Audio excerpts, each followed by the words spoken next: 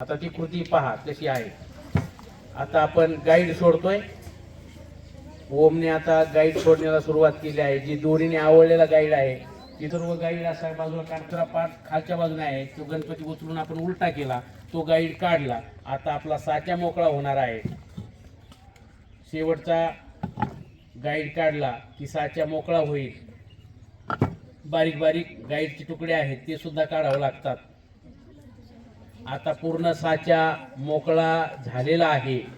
Guide सर्व काढलेले आहेत. आता साचा काढताना कशा पद्धतीने काढायचा पहा.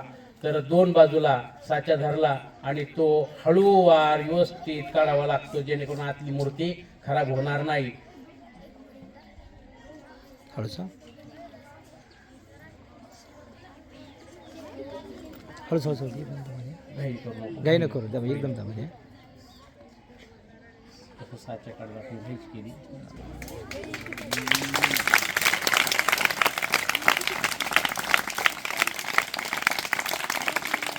जोरात टाळ्या वाजल्या. खूप छान मूर्ती साच्यामधून बाहेर काढलेली आहे. ही मला वाटतं 6 इंची मूर्ती असावा. किती इंची? 6 इंची मूर्ती आहे, बाहेर काढलेली आहे.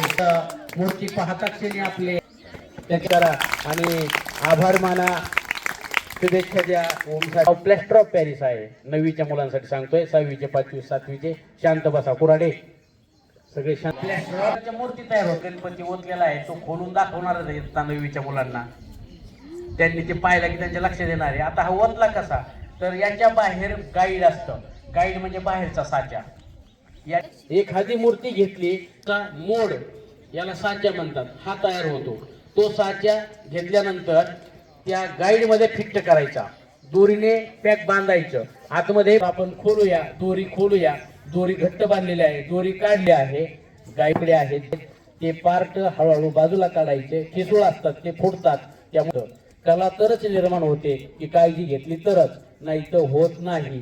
तर अशा प्रकारचे गाईड आता बाहेर काढलेले आहेत, सोडून घेतलेले आहेत. आता फक्त शिल्लक राहणार आहे साचा. गाईड शेवटचं काढलंय की आता साचा शिल्लक राहिला आहे. आता साचा काढताना एक काळजी घ्यावी लागते की हात वगैरे असतो, वेगळे आकार असतात, ते आकार मोडू नये, तुटू नये, याची काळजी घ्यावी लागतात. खूप स्किलचं काम आहे आणि त्याची पाहतोय शिल्पकार. दिसलाय का गणपती?